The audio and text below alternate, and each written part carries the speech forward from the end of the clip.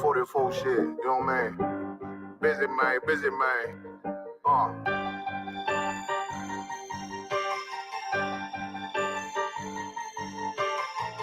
Look, when that shit drop, you step all the way on their neck, step on their neck and they head with that shit. Fine then, I ain't show no mercy, we gon' show them boy what time it is. I pop out like I'm Samuel, I got time to kill. Haters thought I died, I survived. They don't know how I did it, got it out the mud, straight to glory. They don't know how I did it, he nice but he don't show them skills, how I show them skills. He ride but he don't work the wheel, how I work the wheel. They mad, up too solid, circle tight, yeah, vacuum seal. No, they want my life, I ain't worried, I got rank for real. I got real soldiers, kill for me, nigga, watch yourself. They said you been in beast mode lately, you is not yourself. When you dropping that fire, precious marriage, they inquiring. They can't stop what's coming, but I see them conspiring. Cross the line, them firing. This bitch here, finna break the spin on kindness. I don't trust you, circle small. You can keep your features. Me and my niggas don't keep no secrets. And it feel like Jeepers Creepers. Say they want some smoke, dog. So I brought these chimney sweets. Coming like we coming, you can't even count. These niggas don't run it like we running, bitch. Don't even start. Bitch, I'm with my niggas till the end, till them do us part. If you wanna leave, you can leave, bitch. Bless your heart, fine then. I ain't show no mercy, we gon' show them boy what time it is. I pop out like I'm Samuel, I got time to kill. Haters thought I died, I survived. They don't know how I did it, got it out the mud, straight to glory. They don't know how I feel. He nice, but he don't show them skills, how I show them skills. He ride, but he don't work the wheel, how I work the wheel. Oh, I got a man, circle tight, yeah, vacuum seal. I heard they want my life, I ain't worried, I got rate for real. Take over in effect, yeah, I'm fully focused. You might not see it on me, just know it's women, that bitch fully loaded. Yeah, we up and rolling. Told them I need major motion. Think I'm joking, I'ma school them niggas like they baby Jody. Got it out the dust, now I'm too clean, don't know why they hate me. What you want out life, dog? Guns and butter, baby boy. You PK top, dog. Certified road runner. I'ma turn that econ line into a damn tank. I got choppers stashed in the attic like they Anne Frank. They had that shit on lock till I snapped on them like bolt cutters. You cannot play both sides, gotta choose your colors. See him throwing that one up with that W, that's my blood, bro. Fine then, I ain't show no mercy, I'm gon' show them boy what time it is. I pop out like I'm Samuel, I got time to kill. Haters thought I died, I survived. They don't know how I did it, got it out the dust, straight to glory. They don't know how I feel. He nice, but he don't show them skills, how I show them skills. He ride, but he don't work the wheel, how I work the wheel. Ooh, I got a man, circle tight, yeah, vacuum seal. Said they want my life, I ain't worried, I got Ray for real.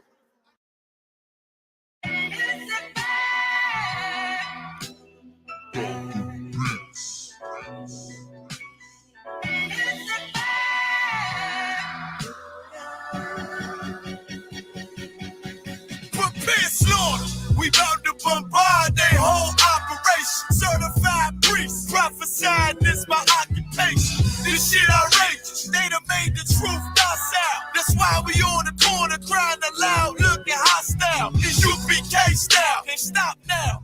Far this warfare couldn't last one round. Let the oppressed rise, and let the rich mourn till the sundown. Enough with this shit, about to make it hot, call it compound. This for my niggas, put the guns in the drugs down. Dwelling in peace till the Lord call for the blood hail. Try to decide my death and got beside yourself. Swore drawn for what you perform, how you gon' hide yourself? Devil got to die for his lies and his dreams. Ain't got no love for the crackers, nah, just cruel intentions. And then my father's house is spinning me.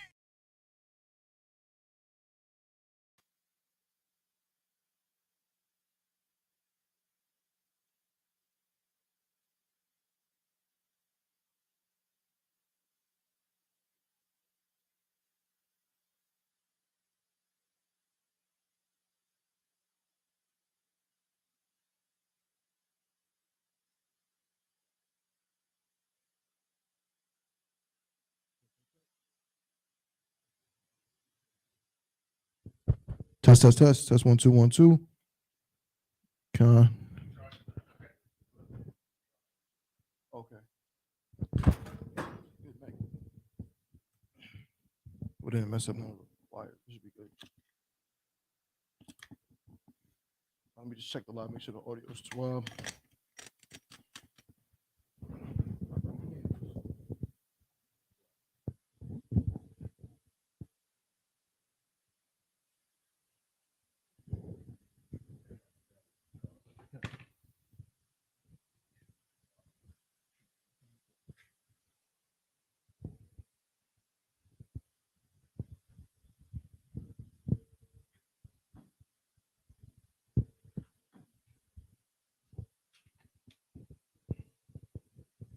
Test 1 2 1 2. Everybody hear me on the live? Should be good to go. I just want to make sure we're not having no issues with the audio.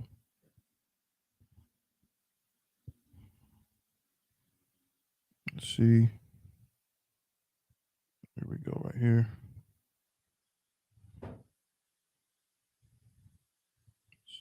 Count. All good. Most High in Christ, clap it up. Here we go. Yeah, let me move some of these artifacts out the way so everybody can see what we got going on the screen. I want to make sure nobody can see. Shalom, Yahweh Hashem, Yahweh Shah Barakatah. So all the brothers, Yahweh Shema, all the Thun, Hashem, Yahweh Shah, all the sisters. It's the Israelite School of Universal Practical Knowledge. You know what I'm saying? Started out of 1 West 125th Street, Harlem, New York. Under Commandant General Yohana. You understand? Been in operation since 1969. Teaching the truth. You know what I'm saying? Teaching the truth according to the Bible. You know what I'm saying? Letting our people know who they really are according to this Bible. The real Jews, so-called blacks, Latinos, and Native Indians are the real Jews according to the Bible. You understand? I want to get rid of that as well. 1 second. I'll leave the backgrounds. Audio's cool. Camera is fine. It should be under general. No sweat. Kyle, we out here. This is the Durham, North Carolina school, right? It's the Friday night Lashawan Qadash class. Priest and officer of 1,000, Thabawan, holding it down as usual, back in the spot. You know what I'm saying? But today, of course, I got my brother, Officer of 500 Yanazar, with me back in effect.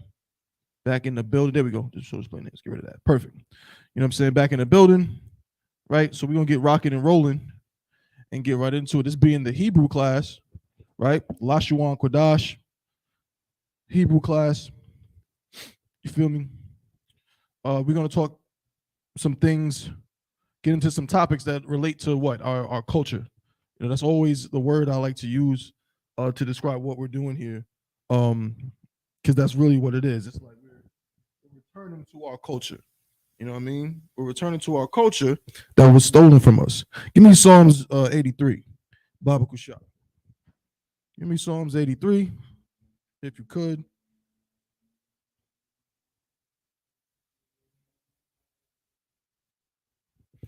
We're gonna start with this scripture. We're gonna start with this scripture right here. Because this is because this one right here is very important to understanding the history of this culture that we lost, right? That's what we're getting into. That's what we're talking about. Go ahead, brother. When you got it, start at verse 1. Start to the 83 and verse 1. That's what we're going to start with today. We're going to go through Psalms 83 and verse 1. Psalms 83 and 1. Where's my eraser? Here we go. Time for today's agenda, right? I love to read a couple of scriptures first and foremost. So Psalms 83 and 1.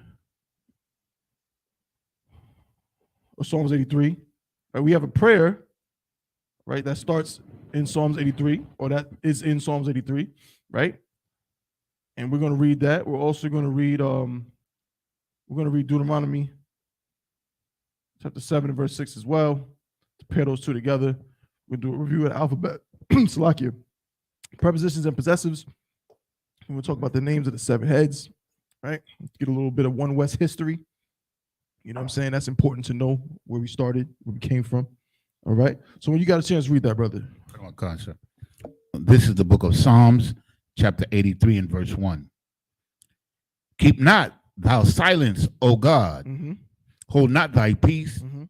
and be not still, O God. Right. Now we know who's talking right here.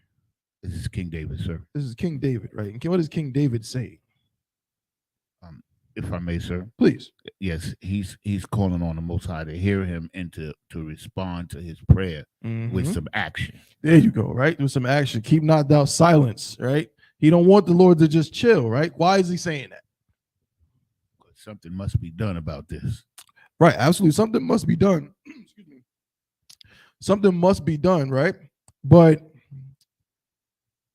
you're right, but think about it like, okay, if something must be done, why is he telling the Lord not to be silent? Why those words? Like, why would he choose to word it like that? Read it from the top. Because you're right, but I want to know what was happening before this that would make him say that. Go ahead.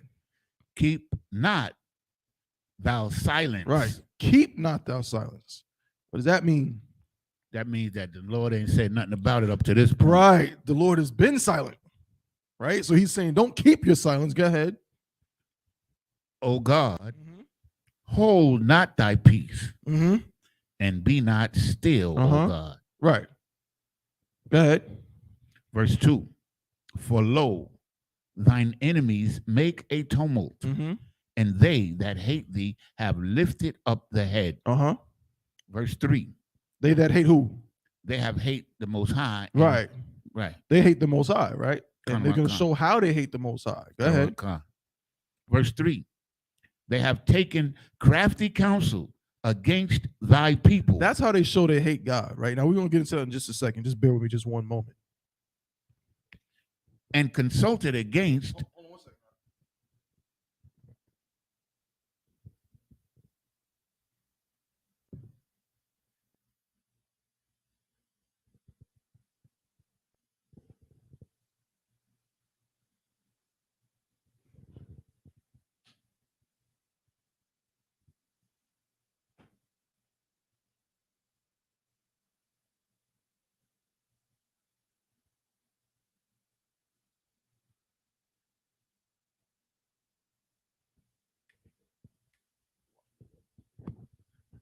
Hey, Shalom, Mark. How was your guitar?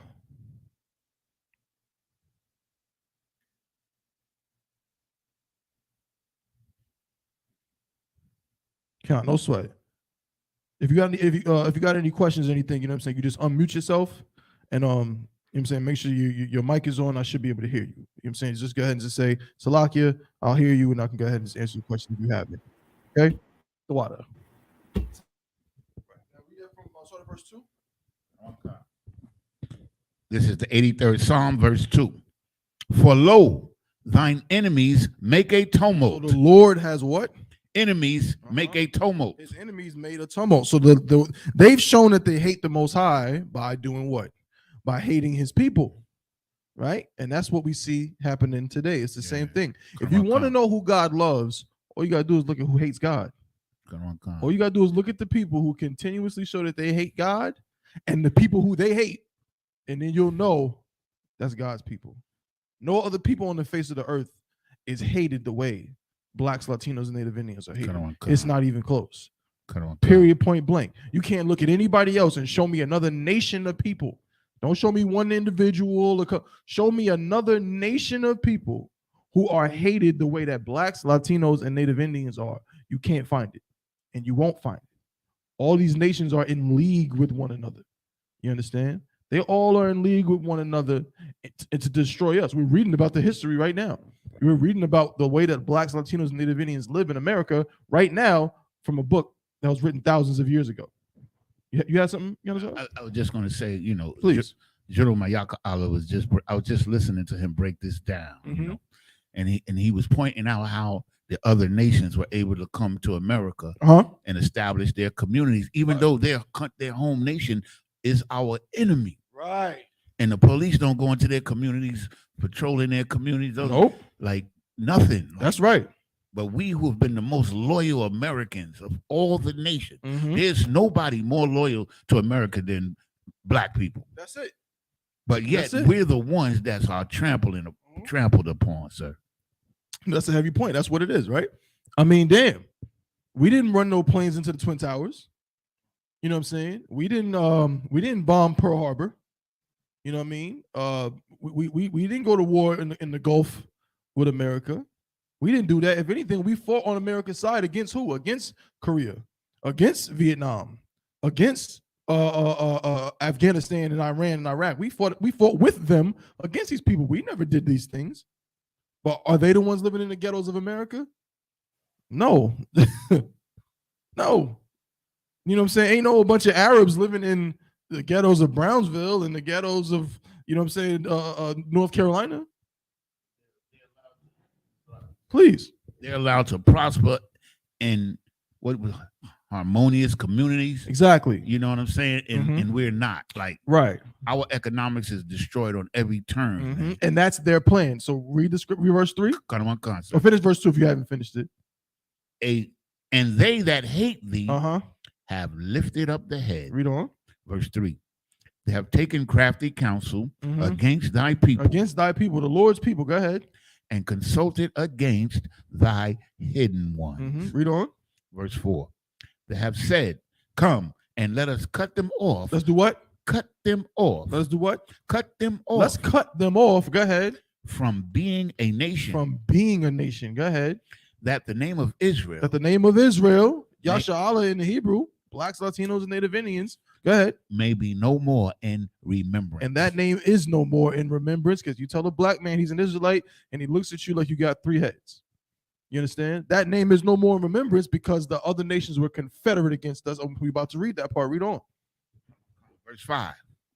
For they have consulted together with one consent. This is why we go to camp and we blaze on all the other nations, man. We blaze on all of them. Obviously, the oppressor is number one. He's the number one enemy of the Most High because he's the number one enemy of the Israelites, right? But all these nations are confederate against us. Go ahead. They are confederate against thee. Against the Most High. They hate God. Go ahead. Verse 6. The tabernacles of Edom. Right, and it goes in and starts to name all the different nations. All of them. It names some of bunch of Hamites and a bunch of Edomites and other people that come from Shem but are not our brothers, man. The so-called Arabs. You know what I'm saying? It names them. It names all these different nations. Go ahead.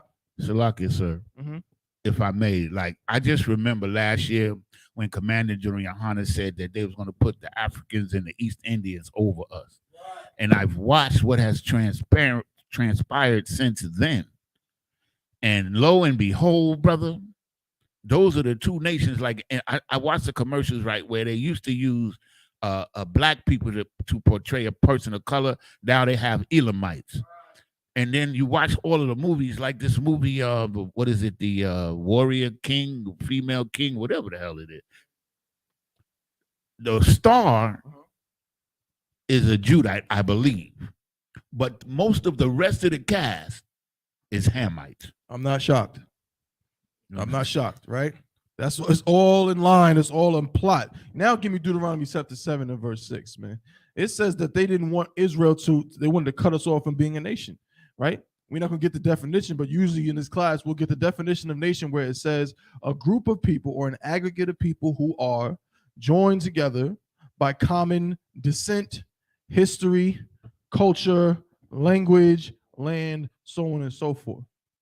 They cut us off. That's why a black man hates a Latino man. A Latino man hates a Native American Indian man. A black woman hates a Native American Indian woman. And so on and so forth. Go ahead, Giannis. One more thing. Please. I was listening to a brother. He was on Cross the Line Radio, and he was caught up in tribalism. So he was saying that the Hispanic tribes and the Native Indian tribes don't want to be under us because we always talking about black this, black that, black this, black that.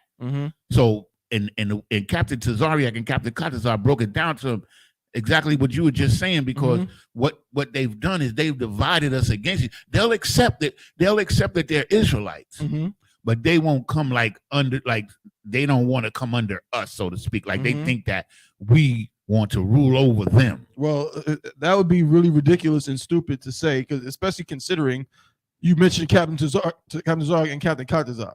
Now, Captain Qadash is an Ephraimite. Captain Qadash walks in this room right now. I'm obeying every order that he gives me. He's not a black man, or he is a black man, but not by their standards or definitions. So if we just want black people to be in charge all the time, I mean, they must have never met Captain Qadash, Captain Ash. What about we got some Captain Soccer War is not even a so-called Negro. Captain Soccer War is a Gadite. Go ahead. And also, sir, they haven't read the scriptures, because when he talks about the kingdom and the 12 gates, it doesn't say Judah. Right. It doesn't say Levi. Right. It doesn't say Benjamin. It says the 12 tribes. That's you use the perfect word, tribalism. We don't get into none of that. Give me Deuteronomy 7 and 6 before we get right into this Hebrew. We don't take too much time, right? This is the book of Deuteronomy, chapter 7. We don't get into tribalism because none of that is in the Bible. There is no such thing as the head tribe or the most important tribe. That no tribe rules over another tribe. That's a lie. That's not in the Bible. We made that shit up. Right. Man. Judah does not rule over the other tribes. Christ is our king. He's our king who happens to be what? A Judite. That's it. That's it. Nothing more, nothing less. It doesn't make him more available to be ready to be king because he's a Judite. No, he just comes from the line of kings. David was chosen. The Most High chose David to be on the throne forever. So his line is going to be on the throne forever. But it has nothing to do with how Israel is ran. You know, no tribe is over another tribe. It means absolutely nothing. Go ahead, brother. Let's see if this scripture has tribalism in it. Go ahead. This is the book of Deuteronomy, chapter 7 and verse 6. For thou art an holy people. For thou art a what? An holy people. Thou art a holy people. Is it talking about just Judah? La'asa. Is it talking about just Ephraim? La'asa. It's talking about just Simeon, just Levi, Naphtali, Benjamin. No, it's talking about the 12 tribes of Israel. Go ahead. Unto the Lord thy God. Right. This is what we lost. This relationship with the Most High is what we lost because they cut us off from being a nation. Go ahead. The Lord thy God hath chosen thee. Not Judah. He chose Israel. Go ahead. To be a special people. Right. Unto himself. Right. He chose the entire nation to be a special people unto himself. Go ahead. Above. Go ahead. All people. Everyone else. That are upon the face of the earth. Plain and simple. That's it. You understand? And that's what we lost, man. That's the culture that we got to get back to. So let's get into this Hebrew. We'll do I want to do a quick alphabet review, right? So I started a little something here, breaking down how we read a certain scripture, but let's forget that for now. It's no sweat. Let's forget this. Let's review the alphabet. It's always good to review the alphabet. Let's start with the ancient. Yanazar, you know what time it is. You know what I'm saying, brother? The penmanship is I need it out because you know what I'm saying. Everybody online can see it so excellently. So if it's not too much, Baba Kusha, could you please, right? So obviously Yanazar is going to begin to write the ancient Hebrew on this side of the board. You know what I'm saying? The water, brother. He's going to write the ancient Hebrew. I'm going to move the camera. Hopefully, I want everybody to be able to see it.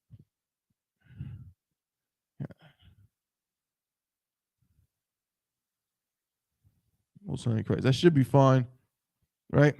And while he's doing that, again, I'm not going to expound too much on it, get into too much detail. We've done a few classes ago. We'll probably do it again, but we don't need to get into it too far today.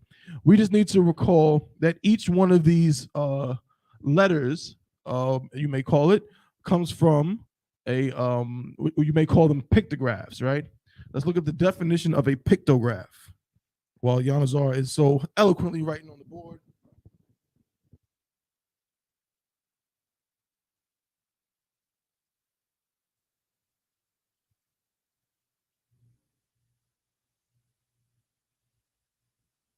A pictograph, right? This is from the Oxford. Is this Oxford? Which one is this?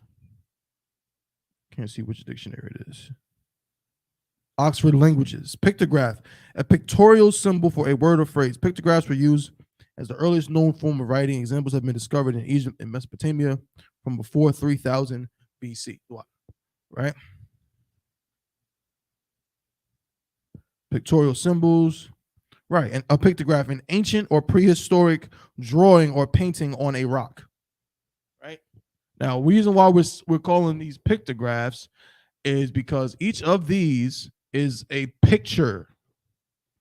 Right? It's a alphabet system that is predicated on essentially pictures. You're drawing something. When you draw any of these, you're actually drawing something. You understand? The water, brother. These are not just symbols that just are there for for nothing. It's not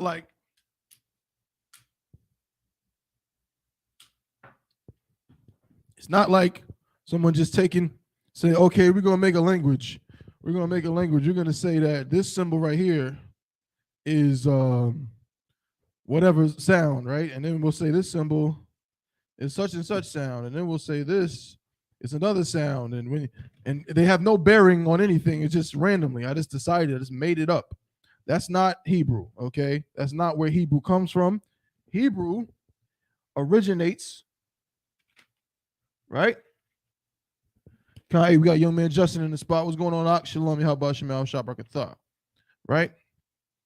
Hebrew originates from symbols representing actual existing things. Okay? So, for example, one of these symbols represents a tent. One of these symbols represents a tent. Okay? Can anybody guess? First of all, can everybody see? I think, you know what? Let me move it a little bit, because I think the glare might be messing with y'all a little bit. Salakia.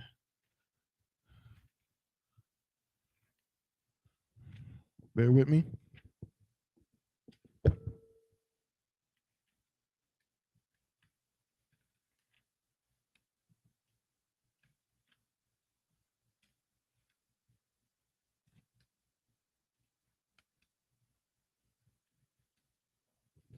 Fully remove the glare, but that should be a little bit better, right? That should be a little bit better for y'all to see. Okay? I think that's pretty decent. Now, one of these symbols represents a tent. Who knows which of these symbols represents a tent? Yanazar. The Ga, sir. The what? The Ga. La'ah. La'ah, close, but not the Ga.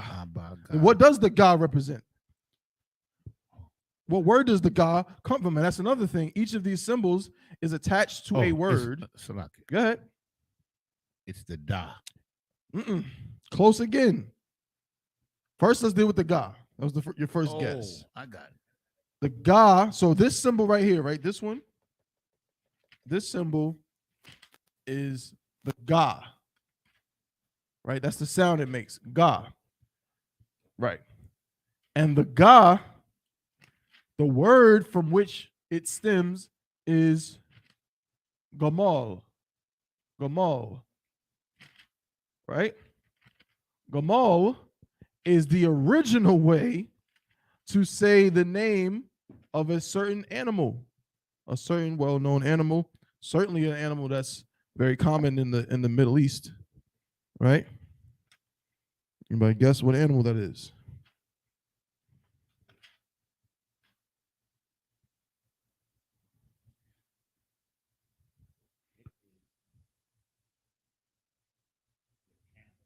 That's it, right? The camel. It is the camel. Salakia. Right. Gamal is the ancient Hebrew word for camel. Right? So guess what? So this symbol, this Ga, now you should be able to guess what it represents.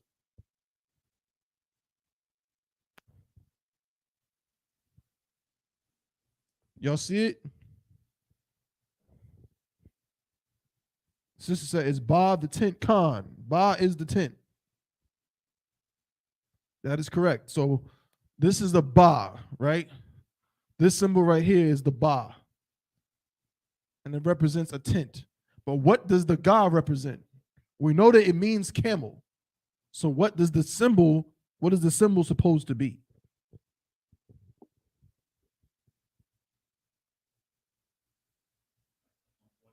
There we go. This is the hump of a camel's hump. Right? That is a camel's hump. We talked about that today actually in a radio show. You know what I'm saying? Camel's hump is something that Moabites love to eat. Yep. Moabites eat camel's hump. Okay.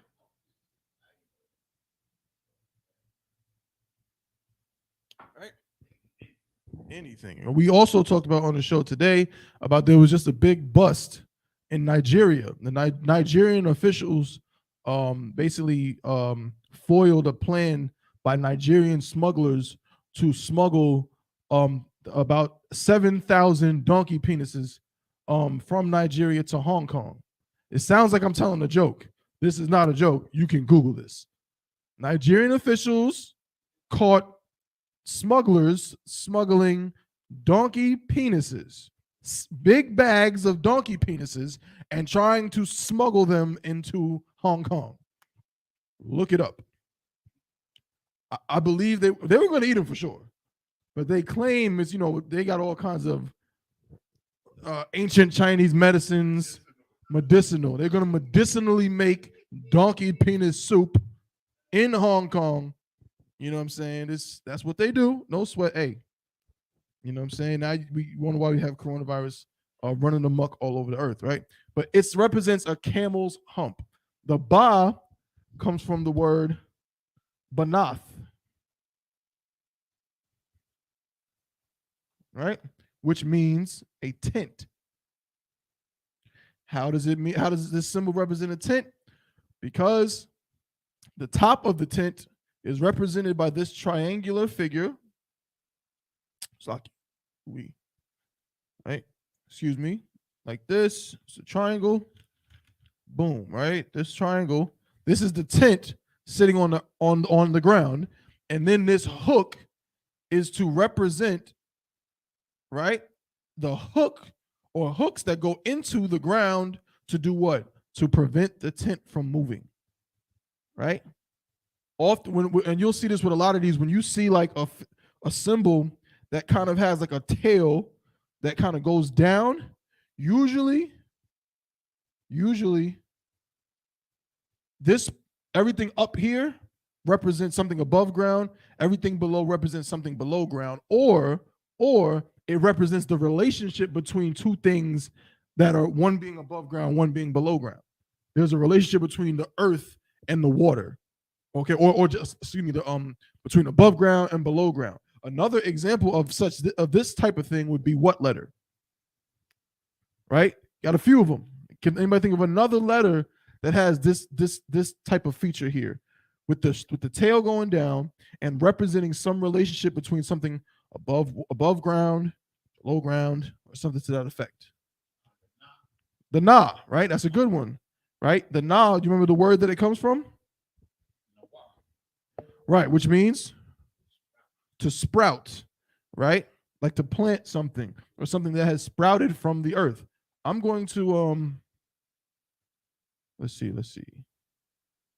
Because I got rid of that, so we'll get rid of this for now. We'll use this side.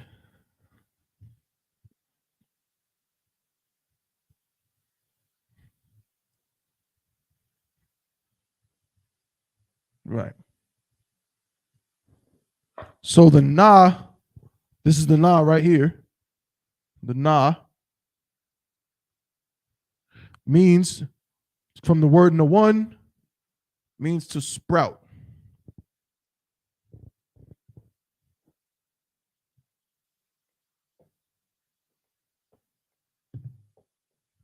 Right?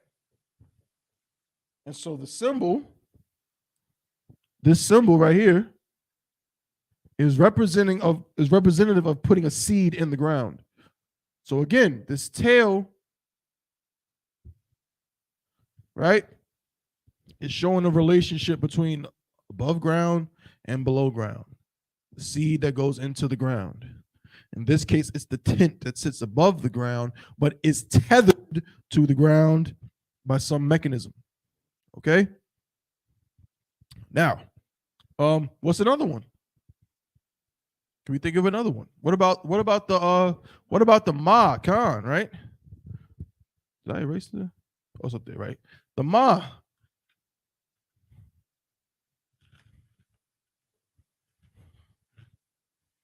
Comes from what word? Mayum, which means water. If you haven't figured it out by now, each of the words from which these letters, or that these letters are denoted by, they're related to the symbol. So mayum means water, right? And this is the symbol. Again, what's the relationship between the two?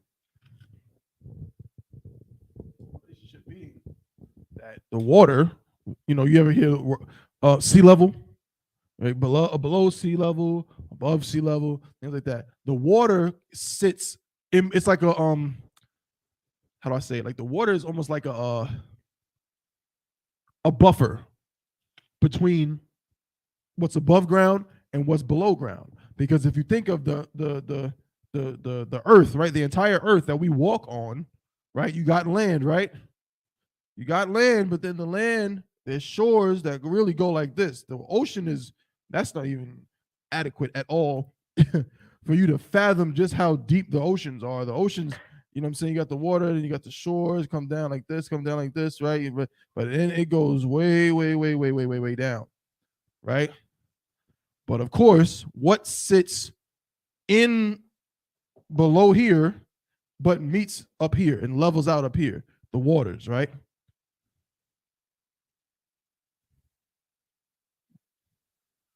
Right? So the water represents something of this relationship between the flat land and what's underground. Okay? So the waters.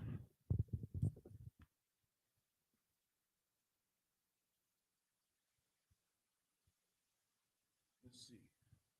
What else we got? So that was the ba. So let's just run through these real quick, right? Let's just get all the actual sounds, right? And we'll do some more. Da. Now, which one is da? And what word does it come from?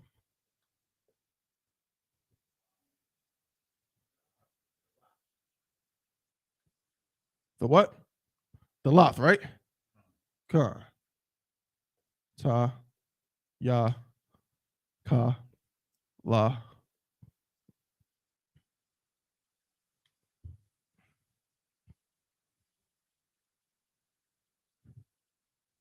Za. Qua. Ra. Sha. And tha. Okay. That word is dalath, which means what? It means a door. So this symbol is made to represent the doorway of a banath, which is a tent. So think of a tent, right? This is the tent itself.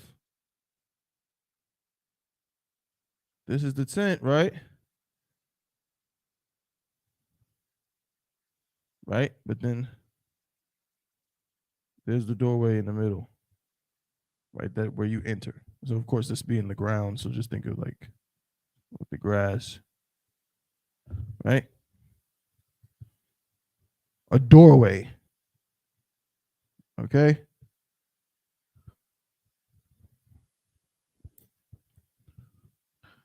What about the first letter of the alphabet? What about the ah?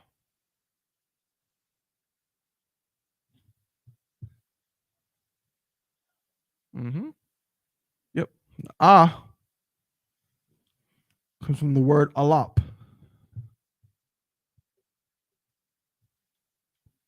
Right?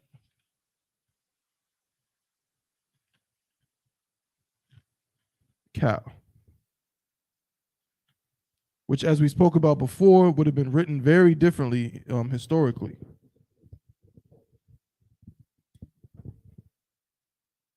Let's see if we can remember it.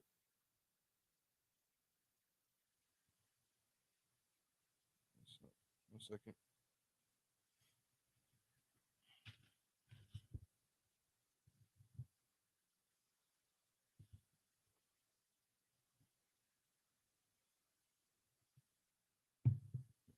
Right? It would have looked something like this.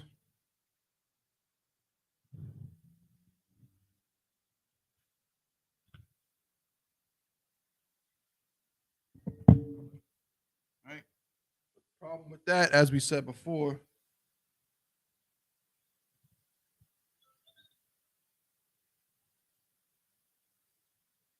is that it's just not practical.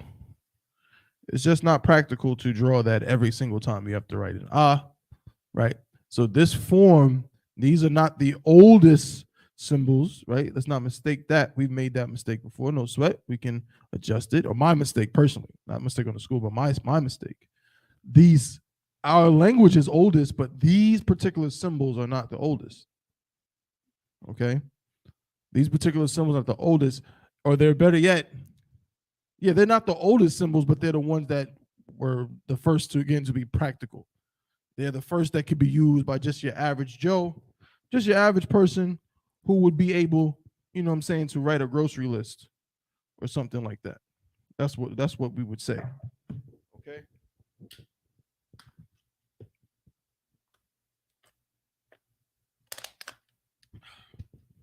Let's get a couple more before we move on, right?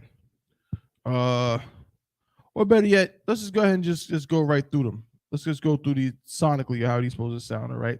So, of course, we're going to start at the very beginning. If you listening in at home, just try to follow us. We're just going to run through them, all right? All righty, here we go. Ah, ba, ga, da, ha, wa, za, ha, ta, ya, ka, la, ma, na, sa, I, pa, za, qua, ra, sha, tha. Those are the only sounds, and it's good to see this because these are the only sounds you're going to ever use in Hebrew, period, point blank, ever, no matter what, all the time, right? You don't have to think of any other sounds. O, forget about it. E, forget about it. U, forget about it. Forget about it. You know what I'm saying? You don't need any of that. All you need is these sounds right here. They're going to formulate every single word we are ever going to say ever in Hebrew. There's no new sound is going to be formed. No new vowel is going to pop up. No. Everything we say can be broken down with just these letters. You want to say shalom. That's how we greet each other, right?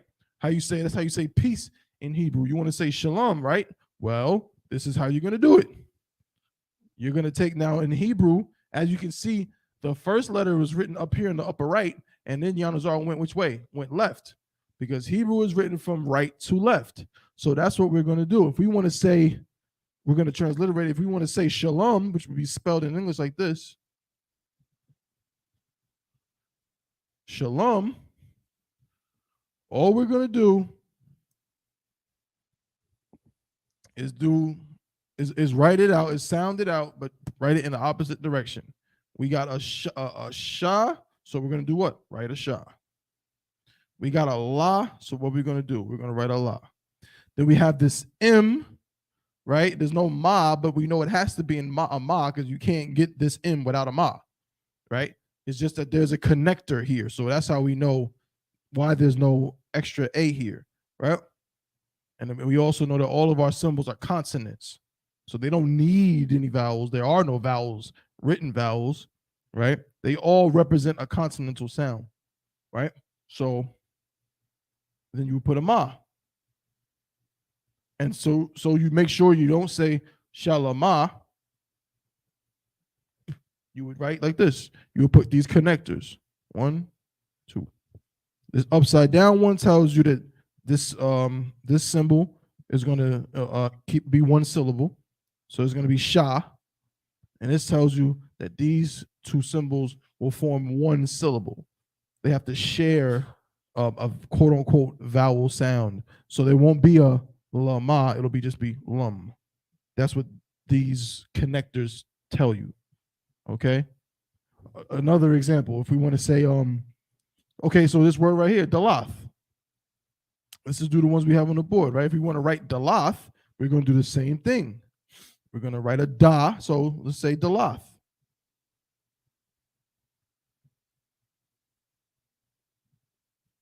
We're going to write a da. We know that's the beginning of the word. Da, so we got a da. Then we have a what? Then we have a la. So, yeah, let me move the camera a little bit, Salaki.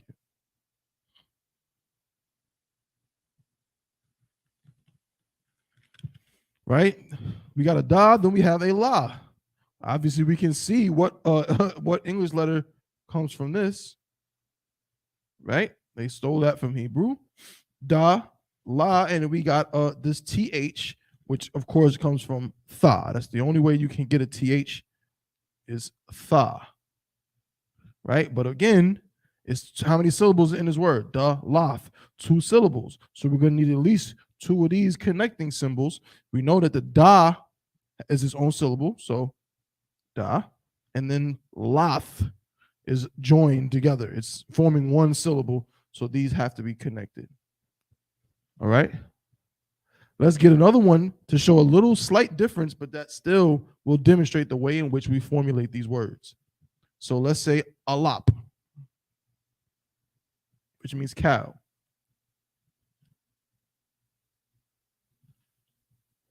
Alap. Right? So what we're gonna do? Same thing. We see there's a ah. That's the only way you can get that.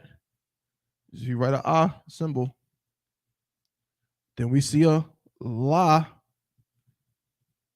and we see a what?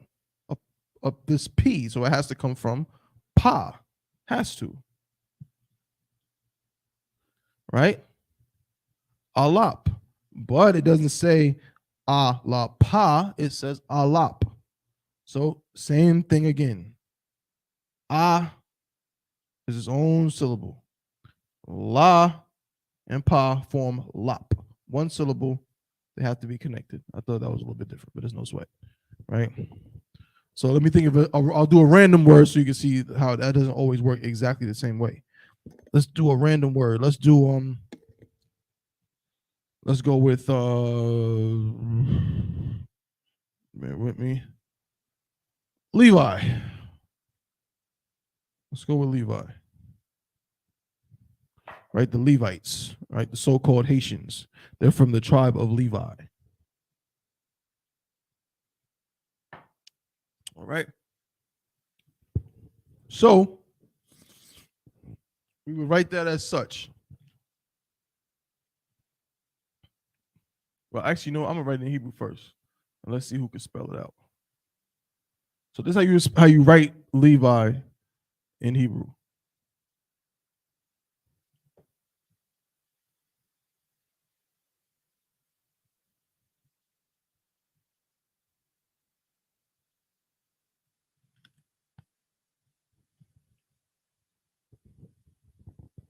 Everybody see that? Actually, no, I'm gonna write it a little bit larger.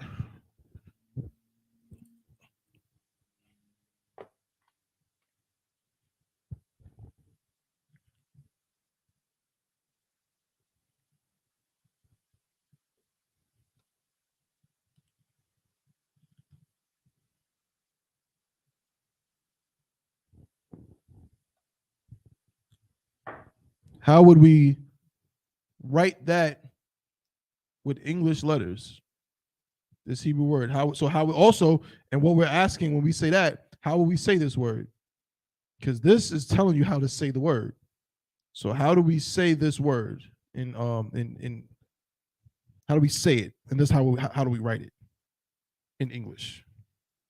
We call that transliteration. Taking the Hebrew and writing out Hebrew word and writing it out with English letters or the letters of another language. In the meantime,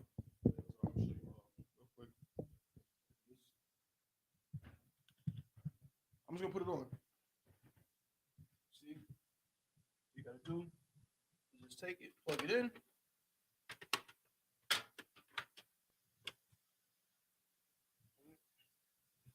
In.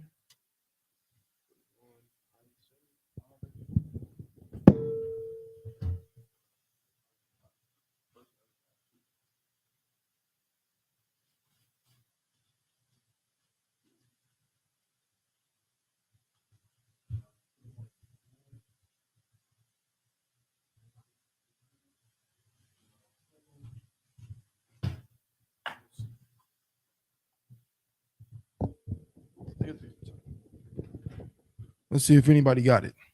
If not, it's no sweat. No sweat. Okay. So we're going to just sound it out the way we would do, in English. We're just going to sound it out. So if we got Allah, Let's just write down the letters we see. Let's just start there, right? We see a la, right?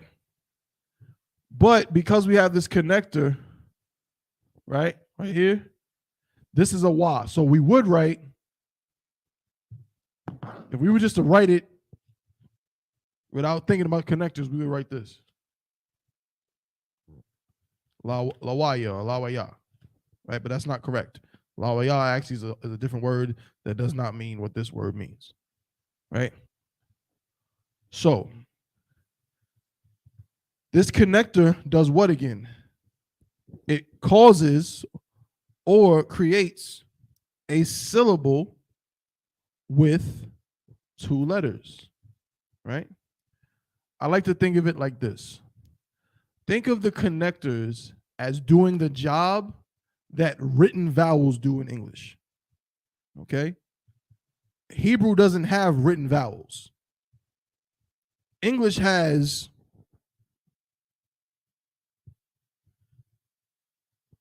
written vowels, you know what I'm saying? So when you say a word, if you say man, say the word man, there's a vowel here that is the nucleus of that word. If you say bed,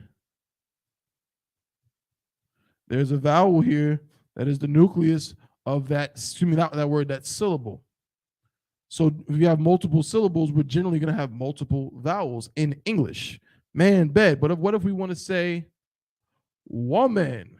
Woman, that has two syllables. And it also has what? Two vowels, because the vowels form the nucleus of a syllable. War, man. We don't have written vowels in Hebrew. Every single letter here is a consonant. Every single one. That's why when they take Hebrew words, you'll see them in your scholarly books and in your textbooks. When they take a Hebrew word and attempt to translate it or transliterate it, right? There's no vowels, right? So here's an example.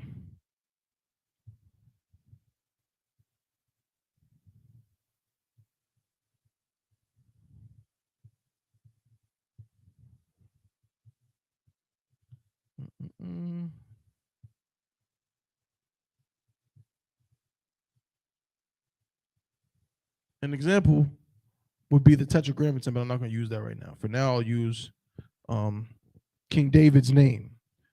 If you look in a textbook, right, that talks about King David's name or whatever, or is trying to study his name or study the ancient Hebrew, you'll see them write it like this.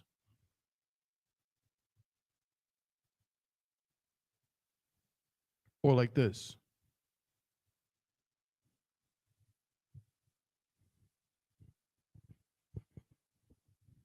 The reason why they do that is because they're trying to demonstrate that there's no written vowels in ancient Hebrew.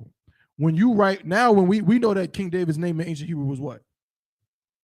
Dawadah, right? So when we write it out like this.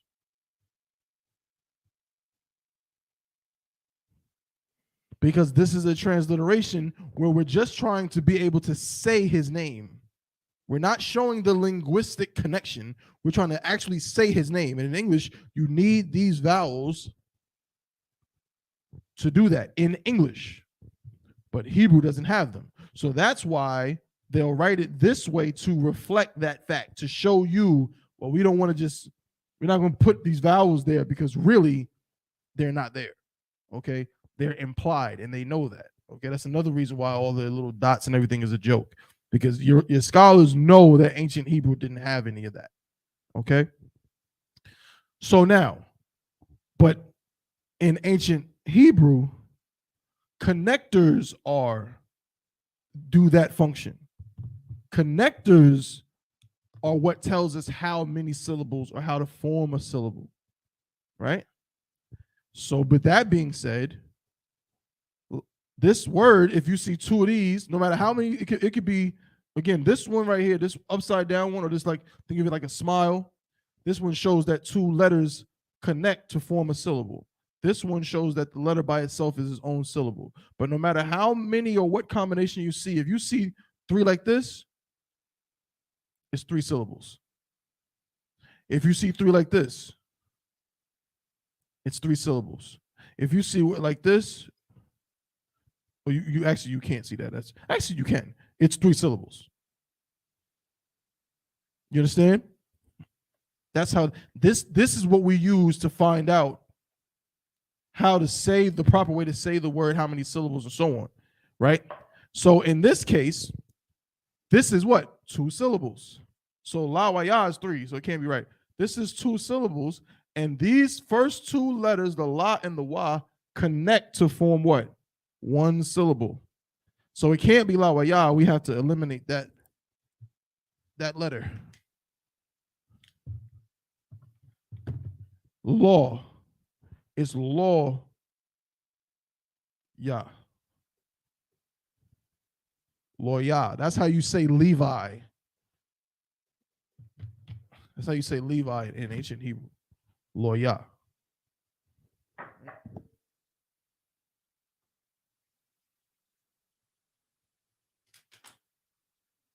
All right. Most High in Christ. Now,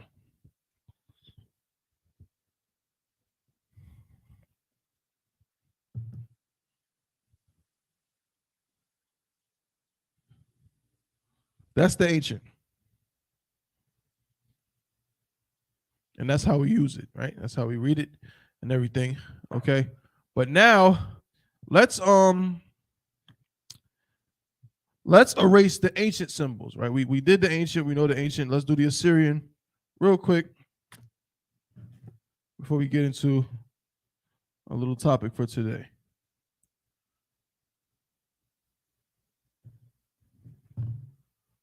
All right. Now the ancient, of course, we use when we write things personally, but we have to know the Assyrian for reading the Tanakh.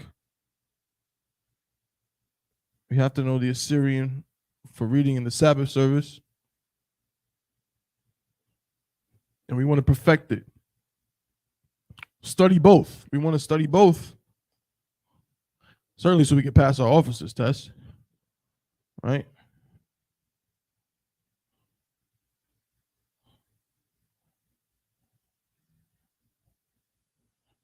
But the Assyrian is going to be more prominent in our lives for now. We're going to see it way more. We're going to use it way more. Right? Not to be confused with any other fake form of Hebrew. Just because they use the same symbols, it's not the same language. As we see, right? Right. Yod and things like that. Just because they use the same symbols does not mean it's the same language. No different than if I write,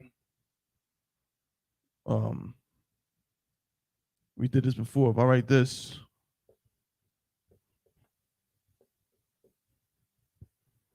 Vladimir, that's not English. It's English letters, but it's not an English word.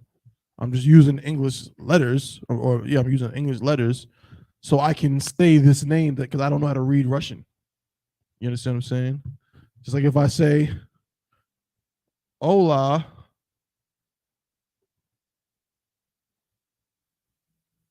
¿cómo estás, right? That's not English. Using English letters, but that's not English. This is Spanish, right? So keep that in mind when we do this Assyrian. It doesn't mean that it's a different language just because it's using different symbols, okay? All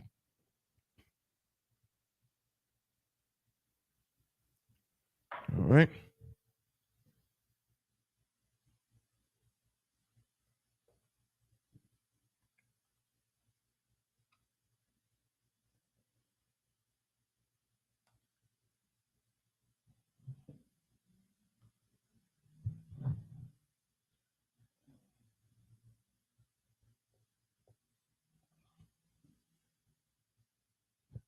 If you want to see these symbols in action, which we'll probably do by the end of the class, just look in your blueletterbible.org, and that's where you'll see these particular symbols.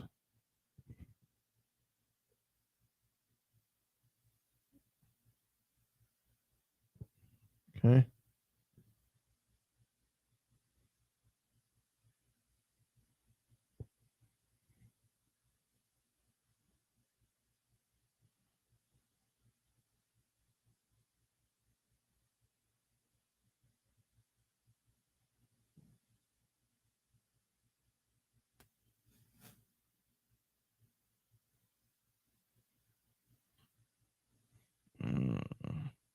Yeah, just leave it like this.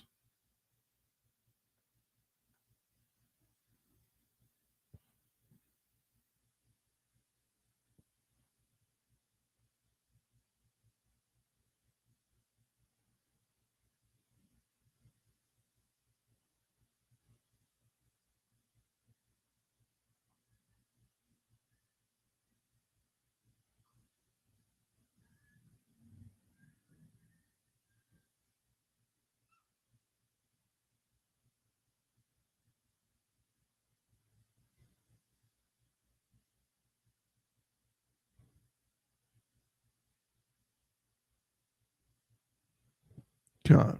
And also, there's 5 letters that at the end of a word utilize a different symbol. Okay, so for one, not the ka is the first one, I believe. This is the ka. Slack it.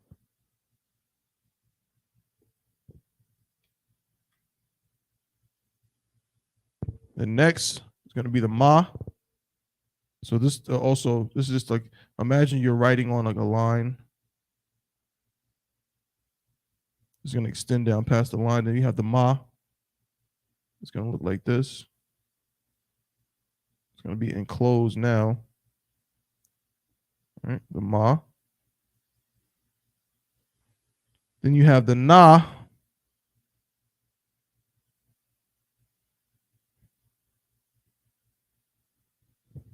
The pa.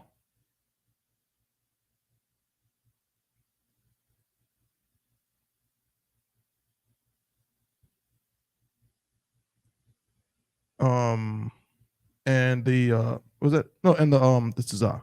Slovakia. The tza is going to extend down like this. All right. Tza. All right. Which is going to be important for us when we're reading in the Sabbath service.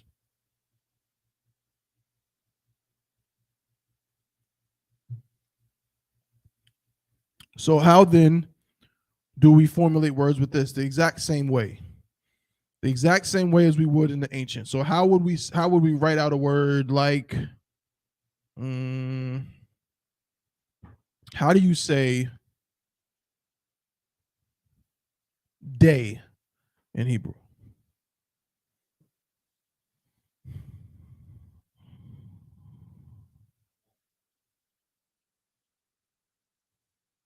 Correct.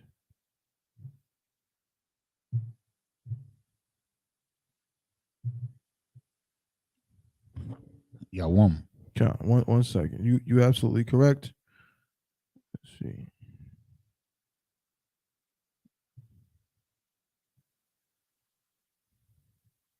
Right, and not yom. Notice the brother did not say yom. That would have been incorrect. Right? He said yawam because that is the proper word. Right? So the Hebrew word for day is yawam. And how would we write this? What do we do when we were dealing with the ancient? We sounded it out. We would do the same thing. We have a yah. So what we're going to do, we're going to write a yah. We have a wah. What are we going to do? We're going to write a wah. and we have a M, which comes from ma, has to come from ma. So we're going to write a ma, but except it's going to be at the end of a word. So we're going to use this particular symbol. I don't know if y'all can see that. We're going to use that symbol, right? The one at the end of the word. So it will be like this.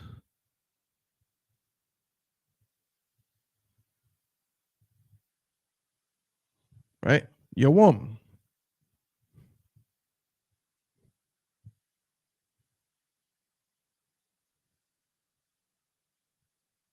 Right? Now let's see. Let's go to the blueletterbible.org and see if we're correct, because that's where we're going to be able to see these symbols. We're not going to be able to check the ancient, or we can, but not on a website like Blue Letter or something where it's like readily available. To confirm it, we're going to have to use things like a concordance, Blue Letter Bible, and so on and so forth. Okay? So let's go to Blue Letter Bible and let's look up the word day.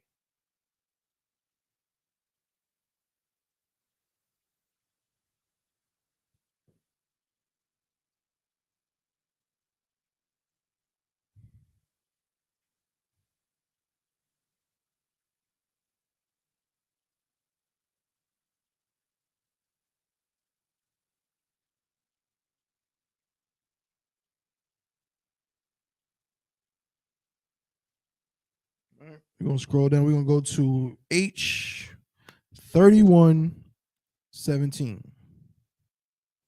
H3117 is going to be the word we're looking for, right? Now, I'm going to show you this symbol. Now, remember what we just wrote. We said day is Yawum, and we wrote it out. This is how you write Yawum in Assyrian Hebrew, right? Now, I'm going to show you the symbol, and I'm going to let you hear how they say it, and me and Yanazar are going to laugh. Here we go. So look. All right, y'all see that? Y'all see that symbol? Or those letters? You see it's the exact same thing we wrote. It's the exact, sorry for the glare and everything. It's the exact same thing that we wrote on the board. I'm trying to get those a little fuzzy. But there it is. Okay? That's what we wrote. But we said this word is Yawum. Let's see what they say.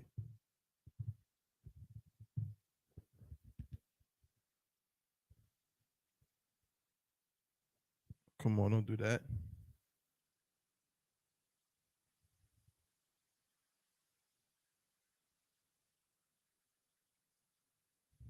See, they're being stingy now. They don't want us to laugh.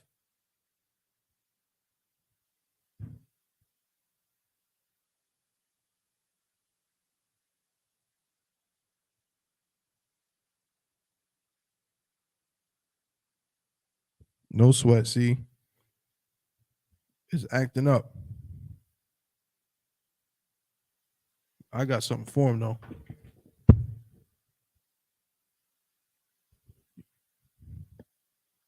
You're not going to take away my ability. Let me add you back in, brother.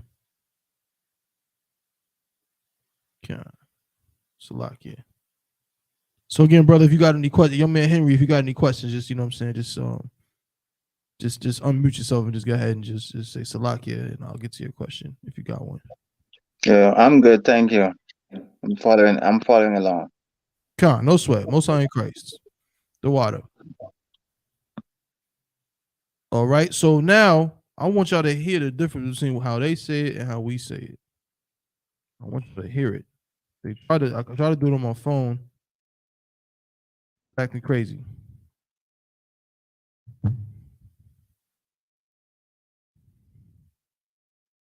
No sweat. It's that. For H3117. I'm gonna press the button so y'all should be able to hear it, right? Y'all should be able to hear it. Strong's H3117. Yom. Yom. You heard that? Now we said Yawum. They said Strong's H3117. Yom. Yom. Right. They say Yom, right? Which is why they say what? Yom Kippur. Yom, whatever they have, their word for day is Yom. And guess what? And they don't write it like Yom. They write it like this.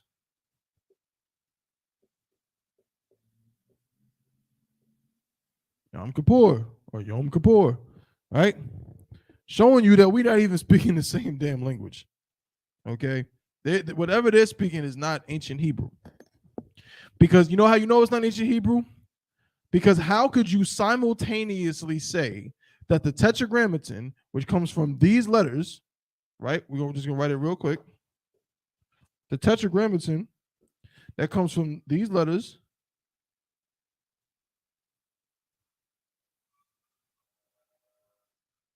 right? And when they, in their scholarly books, you know what they write? Well, they write Y. They write Y, H, W, H. That's what they write. So that means they understand how these letters work. They understand it. So then if we were to do that with this word, we would be forced to do what? We would have to write Y, W, M. You have to. So then, how is this going to be Yom when there's a fat W in the middle of the word and you got these three letters? How are you going to say Yom? I've never heard of a silent W. Now, I know where it comes from. It comes from their silliness with matrix lectionis and them believing you can change the sound and that a consonant can become a vowel, and you know what I'm saying? And then there's also a relationship linguistically between the W sound and the O sound. They're related, right? But no. This is Yawum. Okay? Keep that in mind.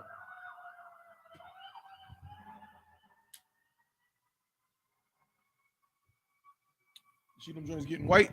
Salaki, bear with me just a second. So what I do is, I put it, you gotta be very careful with it. Hot as fuck. No. Count.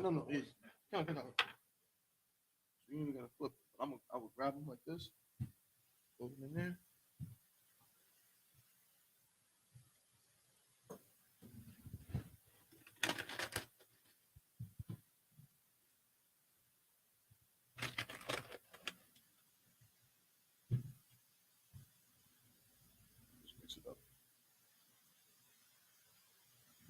But now we'll just leave it right here because this shit gets so hot. I wouldn't touch it.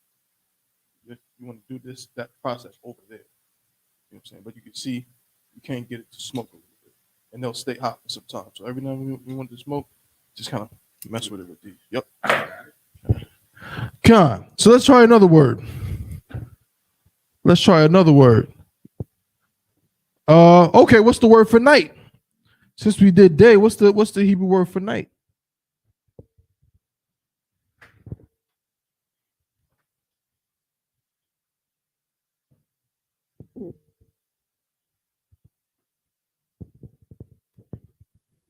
The Hebrew word for night is la yala.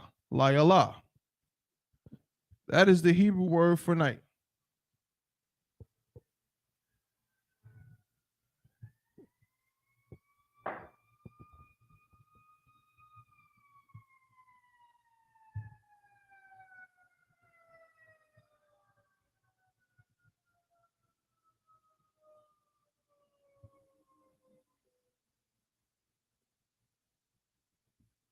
La yala. And we're going to do the exact same thing again.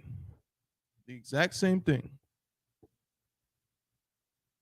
We're just going to sound it out. We're going to write every consonant we see. Every consonant we see. We're going to make sure that it's accounted for. Every single one. So we have a la. We have a ya. we have another la, and we have a ha.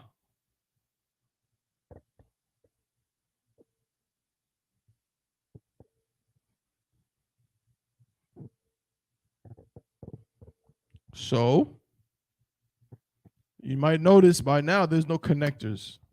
That's the difference. There's no connectors in Assyrian Hebrew, so we don't know, right? We don't.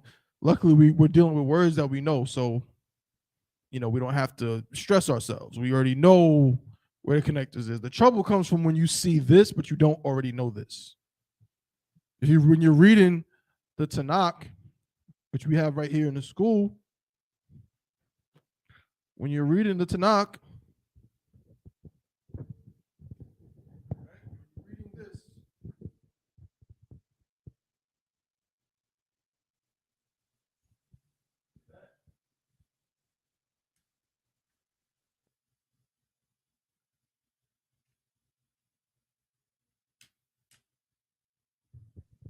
when you're reading this and you don't have connectors, it's a lot tougher.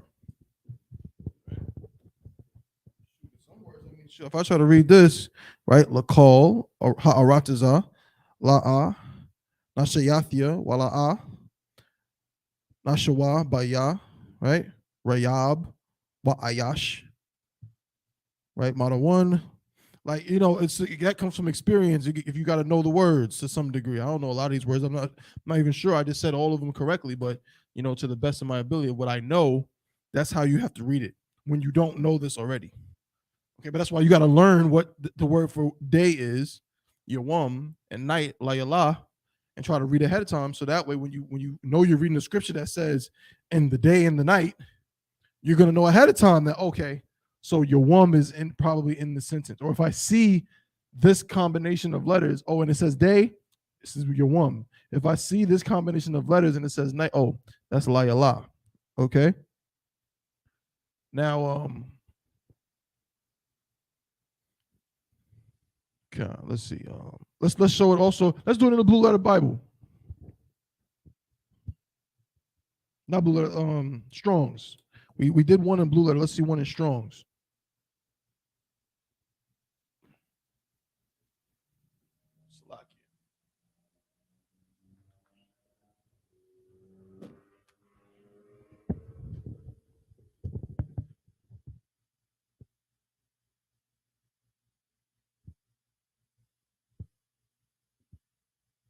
Let's go. We're going to show you how to use the Strong's Concordance real quick. Just a second ago, you'll notice that we went to the Blue Letter, and we were in the Blue Letter. They gave us a number, and we followed that number to get that word. You know what I'm saying? So now, let's use the Strong's, the physical Strong's, to find this word, and let's see what it says. So we're looking for the word night. So what we're going to do is we're going to go to the main section of the Strong's and find the English word night.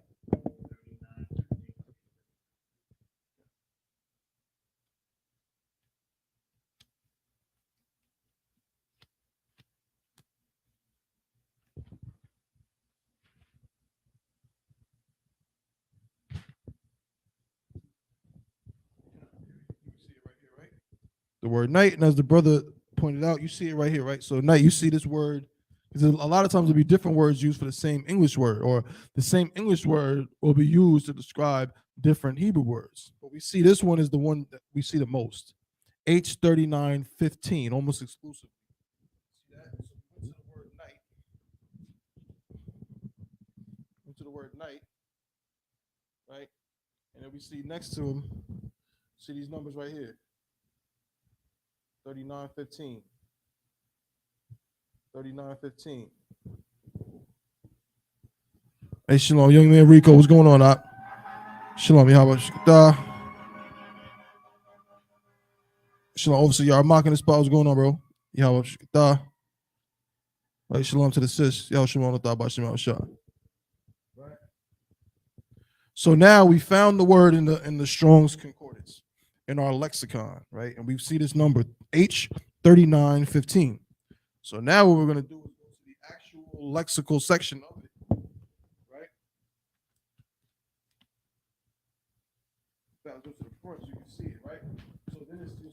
Dictionary of Hebrew and Aramaic words.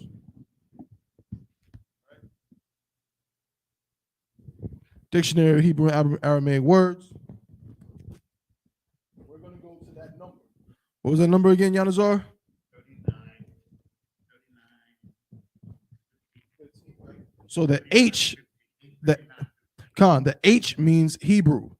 Sometimes you'll see a G if it's from the New Testament, because we know that the Bible, right, the Old Testament is from the Hebrew and the New Testament is from the Greek. The New Testament, right, the oldest form that we have is written in the Greek, right? Because that was, again, at the time, was the time, well, actually it was past the time of the Greeks, but it was the time where Greek was arguably the most spoken language in the world at the time. You know, it would be like English today. If someone writes a book and doesn't write an English version of it, what's even the point of it? No one's going to read it. You know what I'm saying? Every major book is going to have an English version of it for the most part. So that's the same thing with Greek at the time. That was the most common language. So the New Testament, which took place at that time, was written into the Greek. Okay? The Apocrypha, on the other hand, was translated from, or parts of it were translated from Hebrew into the Greek, but we have the Greek is the one that we have, or that was that's been, you know, utilized. But nonetheless, that's why you see H and G for Hebrew and Greek, right? So now let's go to the Hebrew section, like the brother said, H39:15.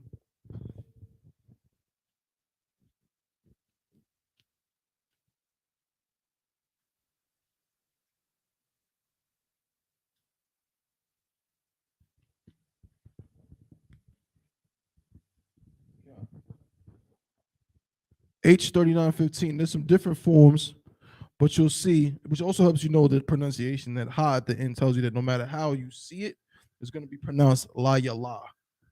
La yala, right? From the same as H38:83, properly a twist away of the light, i.e., night. Figuratively, adversity, night, midnight, night season. See it right here? My bad. Right? Night. So day is Yawam, night is Layala, right? So what if we did it in the opposite direction to learn how to speak it? What if we had this but didn't have these transliterations? Would we know how to pronounce them? Especially in the Assyrian, is quite difficult, right? But it's something we have to know how to do. So let's get another word. Let's get another word. Since we're on the topic of day and night, is there anything else we can do that be related? Yeah, there actually is a word that we could use related to time. We can use this word, right?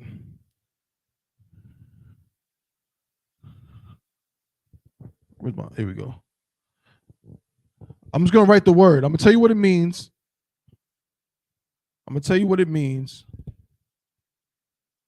Well, actually, you know what?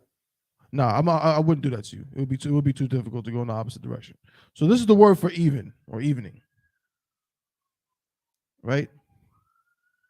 Which is what? What does even mean? When the Bible says at even, what does that mean?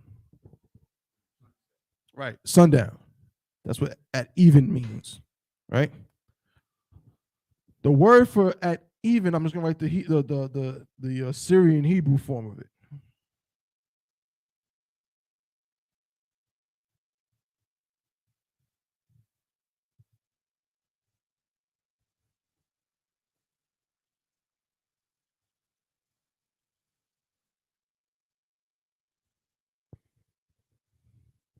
Now someone's gonna have to tell me or type it out for me or something. Right? Hey, shalom, Mayashah, how about Shem Shkata? Shalom, Sissy, how Shimon thought about Shem Shah. How would we turn this into this or this. We don't have connectors. How do we do it? What would we say? Again, because this is the process when we're reading in the Sabbath service.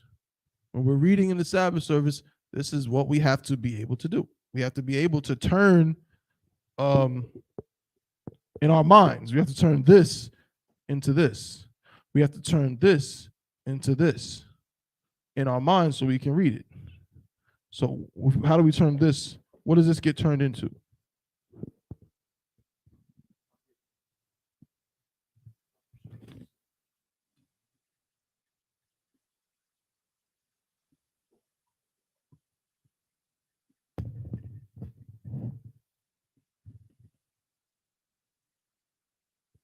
Any guesses? Again, just type it out. Let's type it out. We got the letters right here. The same ones from the ancient. Abba, ga, da, ha, wa, za, ha, ta, ya, ka, la, ma, na, sa, I, pa, ta, za, kwa, ra, sha, ta. Exact same sounds. This is not a different language. It's the same language. It's the same Hebrew. This is Hebrew. Don't think that, you're doing a disservice by writing this. This is still Hebrew because you're still speaking the language appropriately, the right way. It would only not be Hebrew if you said Yom Kippur or Lahaim or something like that. Please. It is. Oh, my brother. See, Yanazar being the scholar that he is, he caught something. I'm wrong about something. I mixed the ancient with the Assyrian. My bad. Where's my eraser? Here we go. That's my bad. Salakia to everybody watching. I had y'all trying to guess something that was wrong. This is the wrong symbol. This is correct. Salakia.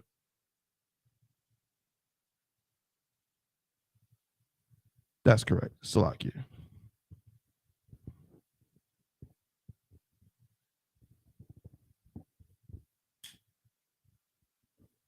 Now y'all should be able to get it.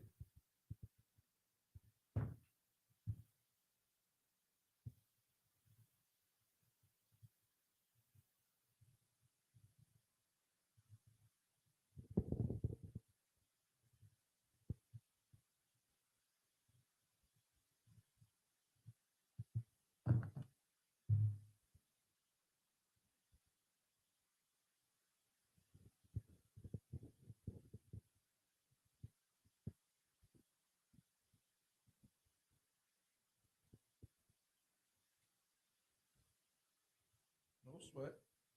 For time's sake, I'll give it to you, and I'll also give you a little bit of interesting history or relationship on the word. So we'll find it, and then we'll write it out on the board. But the word is Irab. Let's find it. Go to E for even.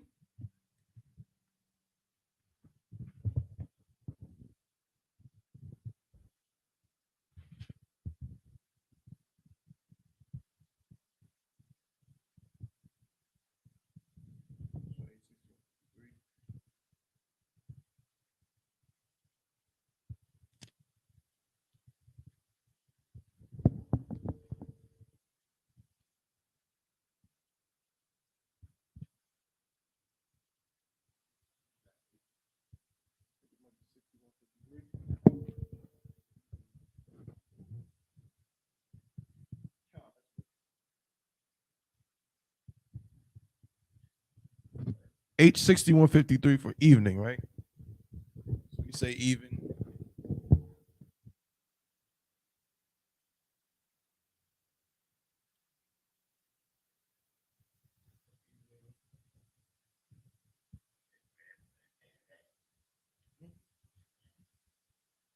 Oh yeah, you know we're gonna play it too. 6153. See right here.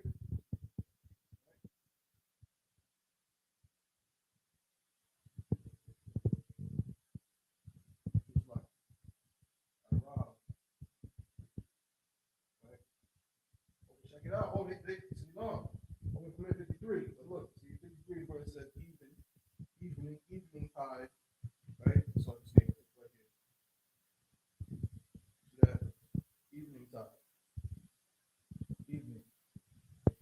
is what? What does H6152 say? Now we know that H6152, the word for evening is Irab. That's an I.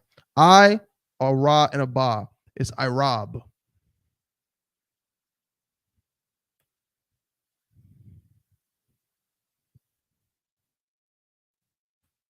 See how they pronounce it. Strong's H6153. Erev. Erev. Erev.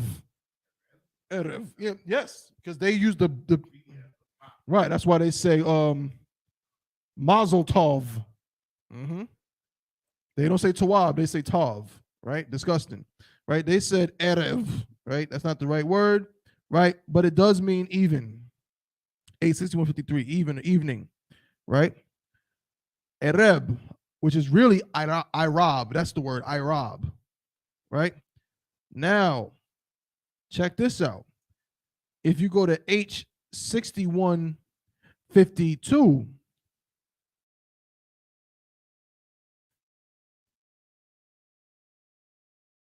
that is the word. Let's hear them say it.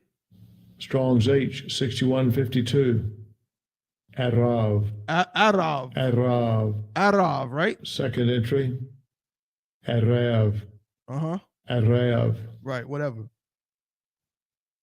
The point being, Irab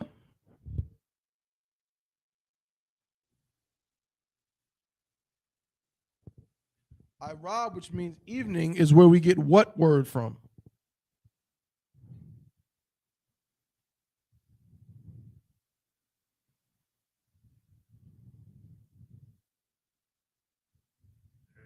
What word comes from Irab that we use today?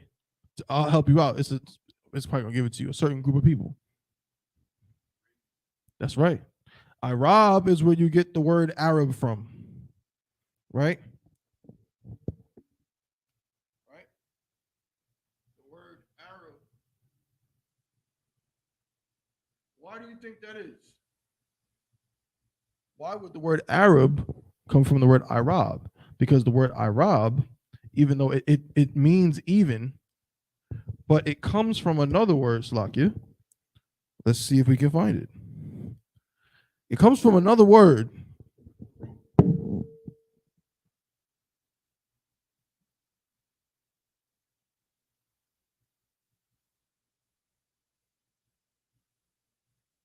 Right. It comes from another word. Irab. All of this is related to Irab, right?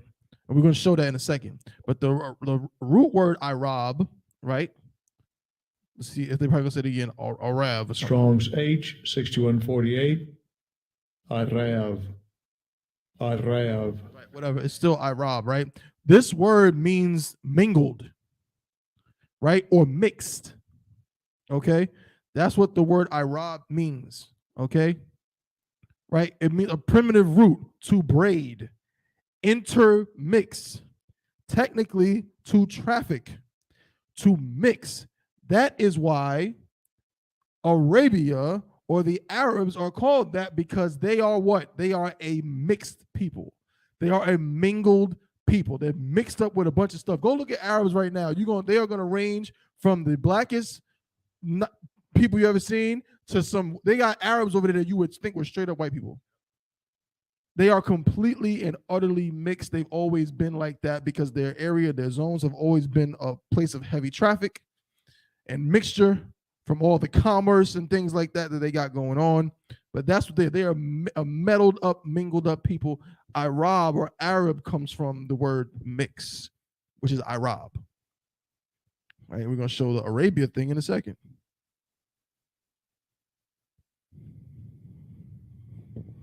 Right? Another word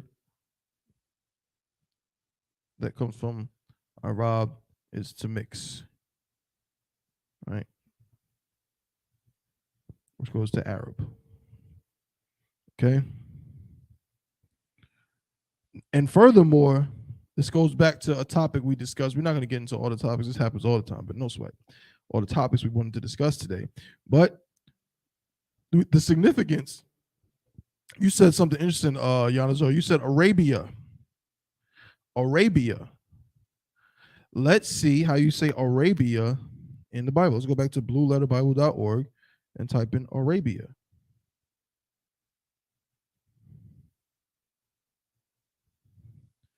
And let's go to 861:63.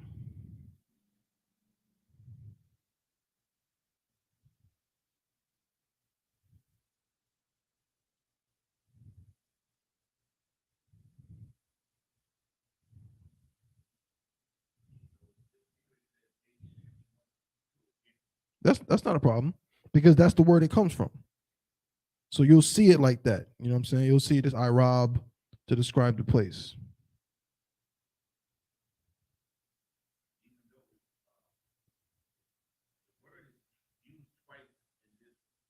Mm-hmm.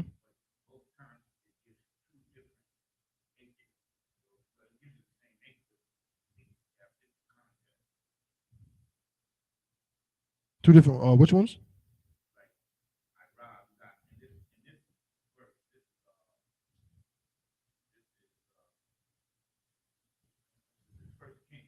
Mm-hmm. Mm-hmm.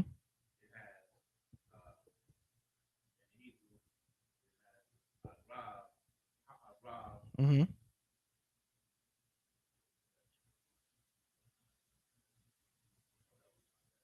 No sweat. No, yeah. Ha Arab means it comes from Arabia, right?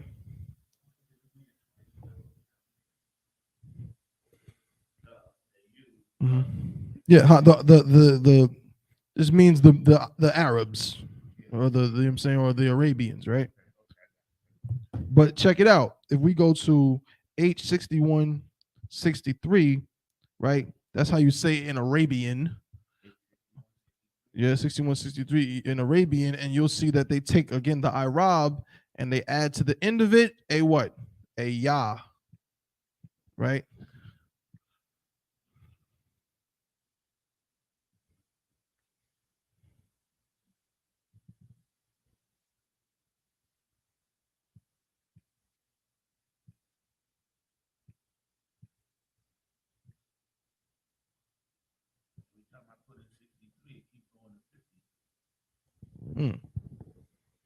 That's weird.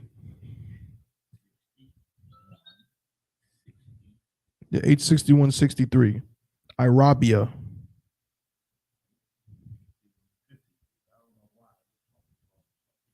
No sweat. Right, but it's Irabia. That's literally the ancient Hebrew way of saying Arabia. Irabia. And we see this with other things. The Yah being added to the end of a word to turn it into the land or the people that come from that land. Right? So another example of that might be what? What's another example of that Yah at the end of a word functioning in that way? Mm-hmm.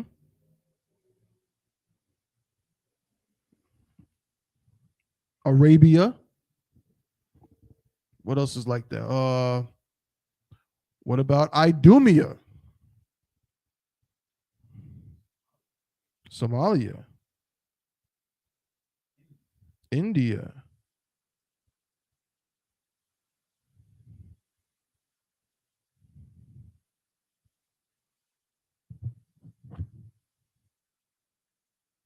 What about Ethiopia?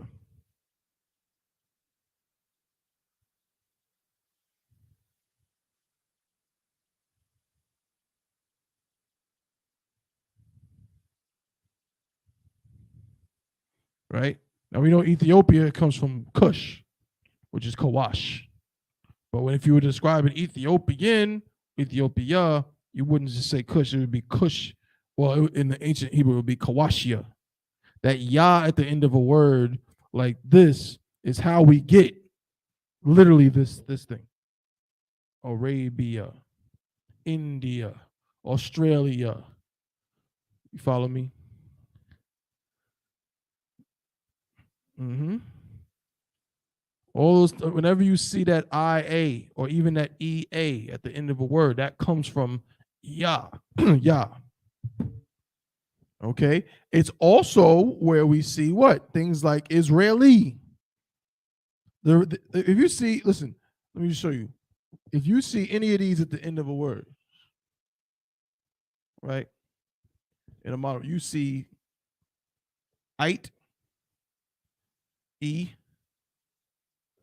ia, there's more, but I can't think of it right now. But this, you see any of these, all of these literally come from the Yah. All of them. You can prove it by just looking in the Bible. If you look up the word Israelite, how do you say Israelite in ancient Hebrew? Yasher Aliyah, which is the exact same way Israeli and Israelite are essentially the same word. They just denote a person from that area because the Yah at the end of a word is possessive, right? So it's like one belonging to this place. So how would you say, here's another one with ite, right? How do you say Ephraimite?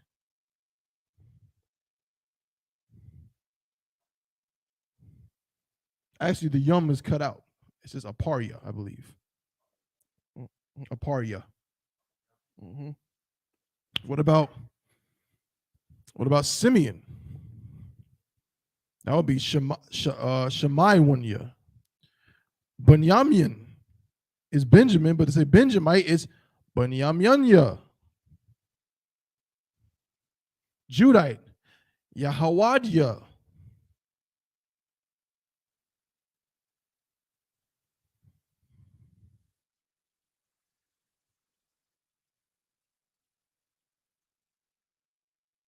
Just a second, checking another word. Oh, how about this? What about Moabite? Mm-hmm.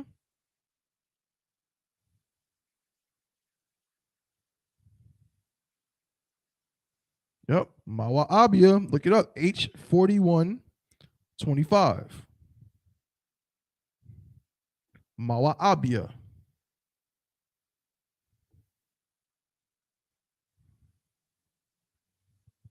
Okay, that's one of the many ways in which the Hebrew influences languages going forward. A lot of the things that we say literally come from Hebrew originally. So whenever you hear anyone say Arabia, India, Australia, Austria, you know what I'm saying?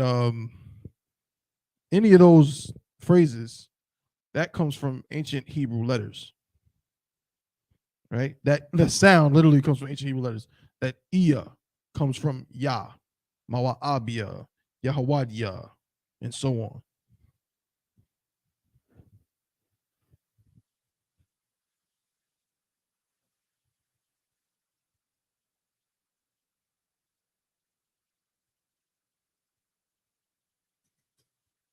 Con. We got a couple of minutes left, right? And so we'll spend the last couple of minutes just talking about these prepositions. Okay, I'll leave that on the board, right? So I guess I'll leave that too. So the last thing, since we talked about the Yah at the end, we'll talk. Actually, let's do possessives. We'll talk about these possessives real quick, right?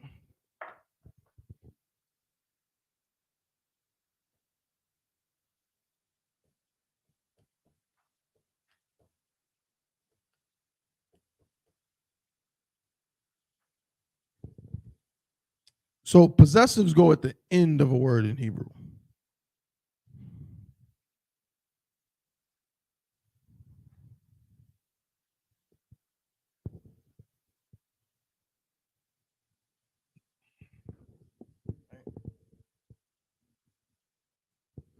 There's quite a few.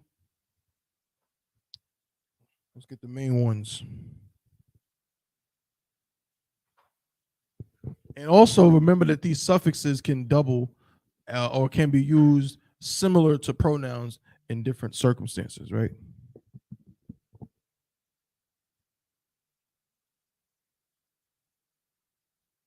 You go at the end of a Hebrew word. Remember that.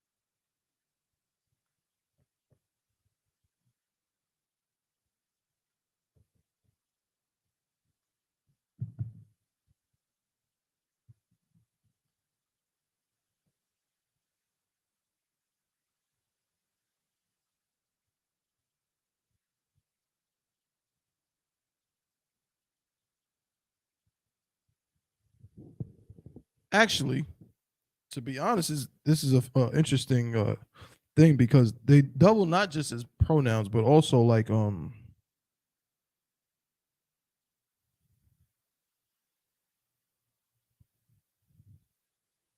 third person singular pronouns, right?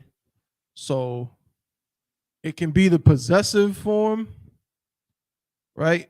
This is a third person possessive form, his, right? But then it also can be like the third person pronoun, he. But then it also can be used, right, to say him.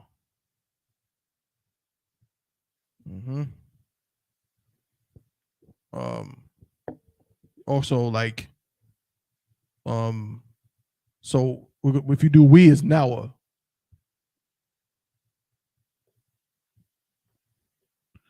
Nawa is we. Or excuse me, our, right?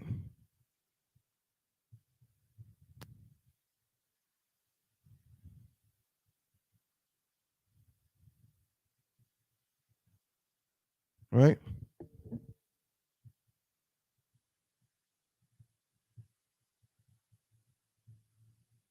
Our.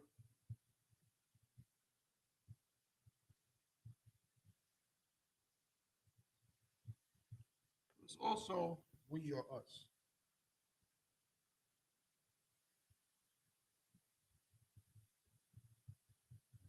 Right?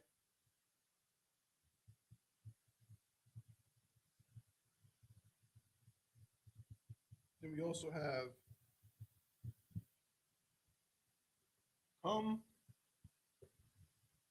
right? Which is plural for your. So this is your plural.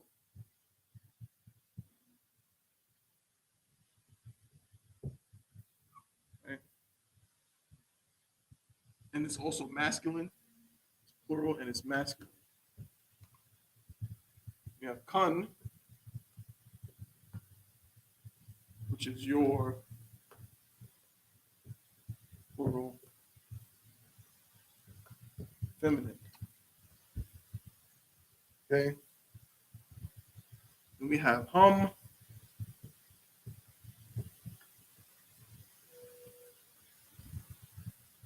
which is there.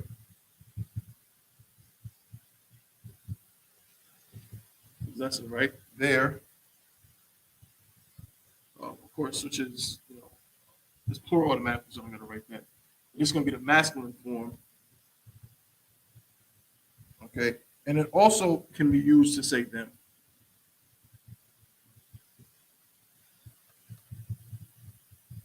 Last but not least, hun. Same thing. There. Feminine. There. All right. So if you see, there's a correspondence between all of them. So ya, me is a singular form. Now a singular form, me or my is the singular first person, right? Ka, singular second person. Wa and ha, singular third person. Then nawa would be the plural third person. Okay. Come and come would be the plural second person. Hum and hun would be the plural third person, right? There's other suffixes like yum and yun that make a word plural, but right now we're just calling them possessives, so we're not gonna involve those just yet. We'll talk about those next week. Okay, but these will attach to the end of a word to denote possession. Okay, again, amongst other uses, it can also be used just as a pronoun, but for the most part, I won't even say for the most part, but for our purposes right now, you want to understand it in that way as a possessive. So just give me a word, give me a noun, right? Just give me a quick noun before we close out, right? Let's say a bottle of water, right? What is the word for water? Mayum, right? So we'll do it right here. So the word for water is mayum, So if I wanted to say my water,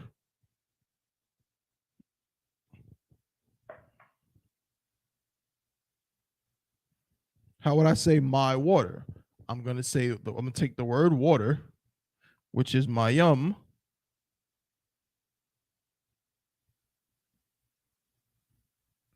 I'm going to attach the appropriate possessive to the end of a word. So now it's going to become what? My yeah. That's how I would say my water. If I want to say their water, just let's say it's a group of just brothers and sisters. So as we know, in that case, the masculine takes over. So it was a group of brothers and sisters who got their own, I don't know, their own town with their own water supply. I want to say their water, then I'm going to say what? Con. No, it'll be your water, right? But I'm talking to, so Salaki, you're right. I mean third person. I'm not talking to them, I'm talking about them. They have to fix their water.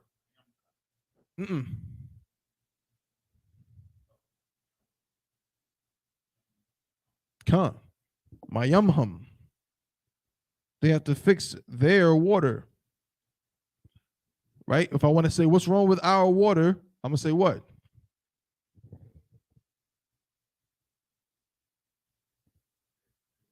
If I want to say, hey, what's wrong with our water? There we go. My yum nawa. Perfect.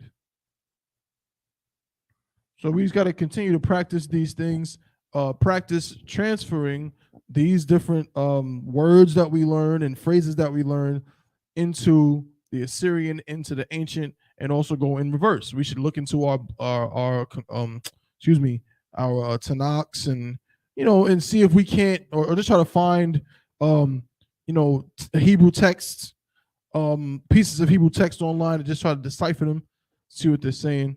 That's what we want to start doing. You know what I'm saying? Just to practice or whatever, so we can again start to speak this language more fluently. If there's any questions online, you can just type it into the chat. Okay, I'll give you a second. If you got any questions, just type them in.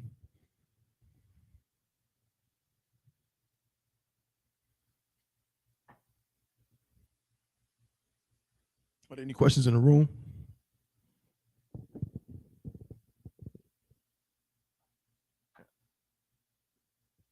No sweat. Or young man, you got any questions, or are you good to go? I'm good to go. Thank you. Shalom. No sweat. All right, with that, I'm gonna pass the class over to priest and officer of 500 Yanazar.